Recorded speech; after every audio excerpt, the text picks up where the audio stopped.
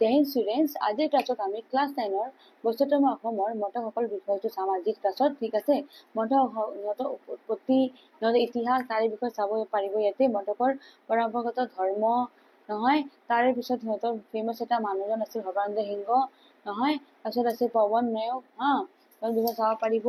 তাৰে পিছত আছে লংকেশ্বৰ গোহাঁই নহয়, ৰাজকুমাৰ লংকেশ্বৰ গোহাঁই। তাৰপিছত আহি যাব আমাৰ প্ৰশ্নাৱলী এতিয়া আমাৰ কুৱেশ্যন আনচাৰ আহি যাব। So আজিৰ ক্লাছত আমি কুৱেশ্যন আনচাৰ ডিছকাছ কৰিম মটকৰ ওপৰত।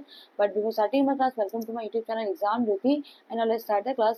প্ৰথমতে দিছে কুৱেশ্যনটো, মটক শব্দৰ অৰ্থটো কি চ' ঠাই কি বুলি কয়, টাই ভাষাৰ শব্দ মটকৰ ম মানে শক্তিশালী, বুদ্ধিমানী বা জ্ঞানী, আৰু টক মানে হ'ল উপযুক্ত, জোখা, তুলাচনী, পৰীক্ষিত, অৰ্থাৎ উপযুক্ত, জ্ঞানী, শক্তিশালী পণ্ডিত লোক বুলি কোৱা হয় মটক মানে কি হ'ব, জ্ঞানী, শক্তিশালী পণ্ডিত। ওকে, নেক্সট আছে কুৱেশ্যন নম্বৰ 2, মটক শব্দটিৰ উৎপত্তি সম্বন্ধে লিখা চ' মটক শব্দৰ উৎপত্তিৰ ইতিহাস বিচাৰি চালে ফুকাও যে আছে নহয়, তাৰে শব্দৰ ইতিহাস চাব লাগিব ফুকাও ঠাইৰ এটি অন্যতম ভাষা হয়, আৰু সেই ভাষাটোত টাই মংগোলীয় ফুটাই ঠালৰ অন্তৰ্গত হয়, আৰু ফু মানে টাই ভাষাত গৰাকী বা সন্মানীয় মান বিশিষ্ট মানুহ, আৰু খাও মানে বগা বুজায় তো ফুটাই সকলো চীন দেশৰ লাও ৰাজ্যত বসবাস কৰাৰ বাবে লাও বুলিও কোৱা হয়। ওকে, চ' আপোনাৰ সেইটো হৈছে আপোনাৰ মটক শব্দটোৰ উৎপত্তিৰ সম্বন্ধ। ঠিক আছে, যোনটো আপোনাৰ ফুকাওৰ পৰা আহিছে নেক্সট কুৱেশ্যনটো আছে 3 নম্বৰটো, মটকসকল সাধাৰণতে কোন ধৰ্মৰ লোক হয় চ' মটকসকল পৰম্পৰাগতভাৱে টাও ধৰ্মৰ লোক হয়। ঠিক আছে, 4 নম্বৰ কুৱেশ্যনটো আছে মটকসকলৰ লগত মহামাৰী বিদ্ৰোহৰ সম্বন্ধৰ বিষয়ে লিখা। ওকে, চ' স্বৰ্গদেউ শিৱসাংগৰ ৰাজত্ব কালত ৰাজঘৰীয়াই বৈষ্ণৱসকলৰ লগতে মটকসকলৰ ওপৰতো অত্যাচাৰ চলাইছিল। কাৰণ বুলি দিব ইয়াতে। ওকে, কাৰণ মটকসকলে সপ্তদশ শতিকাত কাল সংগতি প্ৰৱৰ্তক গোপাল দেৱৰ শিষ্য অনিৰুদ্ধ দেৱে প্ৰচাৰ কৰা মায়ামৰা বৈষ্ণৱ ধৰ্ম গ্ৰহণ কৰিছিল। তদুপৰি মটক ৰজা সৰ্বানন্দ সিংহ মহামৰীয়া বিদ্ৰোহৰ অন্যতম নেতা আছিল নেক্সট 5 নম্বৰটো চাবচোন, মটক ৰাজ্যৰ উন্নতিৰ বাবে সৰ্বানন্দ সিংহই কৰা জনকল্যাণমূলক কাম কাজসমূহৰ বিষয়ে চমুকৈ বৰ্ণনা লিখা চ' মটক ৰাজ্যৰ উন্নতিৰ বাবে ৰজা সৰ্বানন্দ সিংহই বিভিন্ন জনকল্যাণমূলক কাম কাজ হাতত লৈছিল, আৰু আলি পদূলি নিৰ্মাণ কৰি যাতায়াত ব্যৱস্থাৰ উন্নতি কৰিছিল। ৰঙাঘোৰা আলি, গোধা আলি, ৰাজগড় আলি, হাতী আলি আদি আলি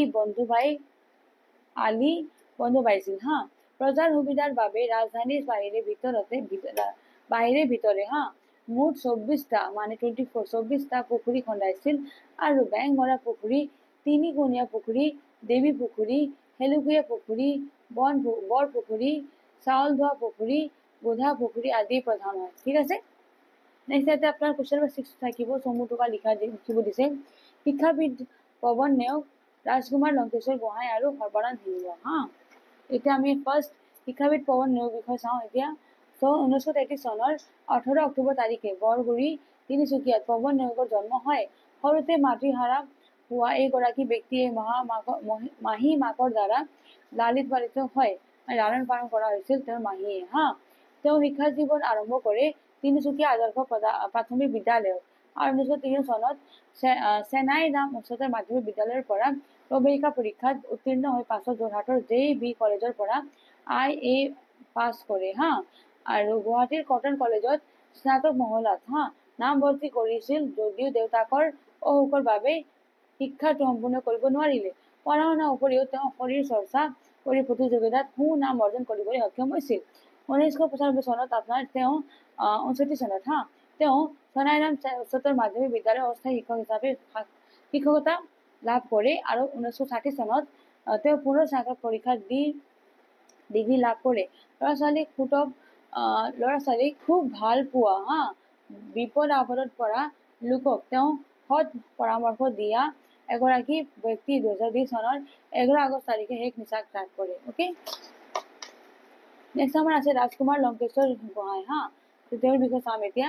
ৰাজকুমাৰ লংকেশ্বৰ গোহাঁই আছিল বেংমৰা ৰাজ্যৰ 1728 চনত প্ৰতিষ্ঠাপক ৰজা স্বৰ্গদেউ সৰ্বানন্দ সিংহৰ সুযোগ্য পৰিণতি বিভিন্ন কাৰণত ৰাজকুমাৰ লংকেশ্বৰ গোহাঁই ৰাজ পৰিয়ালটোৱে ৰাজ্যৰ বিভিন্ন স্থানত পিছতে বসবাস কৰিছিল যদিও অৱশেষত পৰিয়ালটিয়ে সৰু ডিৰাকত নহয় নিগাজিকৈ থাকিবলৈ ৰাজকুমাৰ লংকেশ্বৰ গোহাঁই আনুষ্ঠানিকভাৱে উচ্চ শিক্ষিত নাছিল যদিও সমাজত নেতৃত্ব দিব পৰা উপযুক্ত গুণৰ অধিকাৰী হোৱাৰ লগতে সাহসী উচ্চাকাংক্ষী আৰু চিন্তাশীল ব্যক্তি আছিল।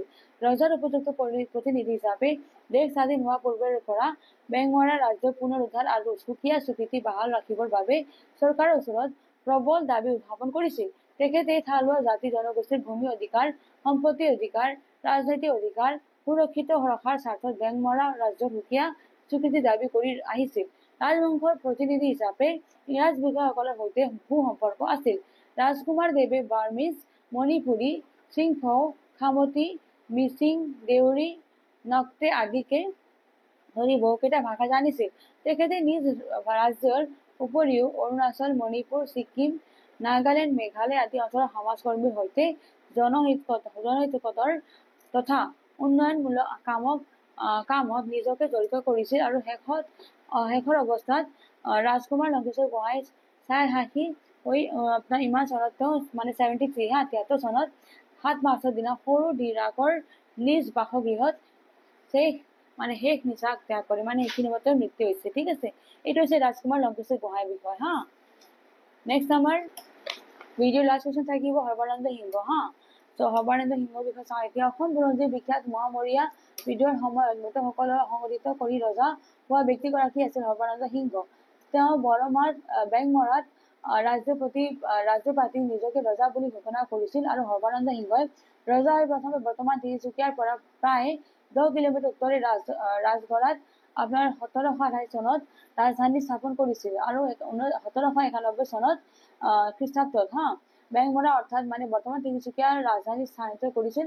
ৰজা হৈ সৰ্বানন্দ সিংহই টাই পৰম্পৰা ৰক্ষা কৰি স্বৰ্গদেউ উপাধি গ্ৰহণ কৰিছিল আৰু ৰজা হোৱাৰ পূৰ্বে মায়ামাৰা ধৰ্মগুৰু অষ্টভুজ গোহাঁইৰ ওচৰত শৰণ লোৱা সৰ্বানন্দই আহোমৰ অত্যাচাৰ উৎপীড়ন তথা বৈষম্যৰ বিৰুদ্ধে গঢ়ি উঠা মোৱামৰীয়া বিদ্ৰোহৰ নেতৃত্ব লৈছিল। অতি দূৰদৰ্শী আৰু বিচক্ষণ বুদ্ধিৰ ৰজা সৰ্বানন্দ সিংহই মটক ৰাজ্যৰ উন্নতিৰ বাবে বিভিন্ন জনকল্যাণমূলক কাম-কাজো হাতত লৈছিল। আলি পদূলি নিৰ্মাণ কৰি যাতায়াত ব্যৱস্থাৰ উন্নতি কৰিছিল। নিজৰ নামত সোণ আৰু ৰূপৰ মুদ্ৰা প্ৰচলিত কৰিছিল। সৰ্বানন্দ সিংহৰ ৰাজ শাসনত প্ৰজাবৰ্গ শান্তিত বসবাস কৰিছিল বুলি জনা যায়। ৰাজ্য খাদ্য শস্ত্ৰেৰে নদন পদন আছিল আৰু প্ৰয়োজনীয় অস্ত্ৰ-শস্ত্ৰ নিজ ৰাজ্যত নিৰ্মাণ কৰি লৈছিল। ঠিক আছে, এনেকৈ হৈছে আমাৰ সৰ্বানন্দ সিংহৰ বিষয়ে। আৰু এইটো মোৰ আজিৰ ক্লাছৰ লাষ্ট কুৱেশ্যন আছিল। মই ইয়াতে ভিডিঅ'টো ফিনিছ কৰিলোঁ। গতিকে ভিডিঅ' যদি আপোনালোকে ভাল পাইছে লাইক বাটন প্ৰেছ কৰিব আৰু ছাবস্ক্ৰাইব কৰা নাই মোৰ চেনেলটো, ছাবস্ক্ৰাইব মাই এক্সাম যিটো চেনেল। যিমানৰ পাৰে শ্বেয়াৰ কৰিব ভিডিঅ'জ কেইটা। লগতে আৰু এটা কথা ক'ব খুজিছোঁ যে ক্লাছ 9ৰ অসমীয়াৰ লগত মই বেলেগ ছাবজেক্টটো প্ৰভাইড কৰিছোঁ এক্সাম যিটো চেনেলত। গতিকে যাতে যাই পেলাই ভিজিট কৰিব আৰু কুৱেশ্যন আনচাৰ ডিছকাছ কৰিব আৰু কালেকশ্যন কৰিব। থেংকছ ফৰ ৱাচিং। জয় হিন্দ।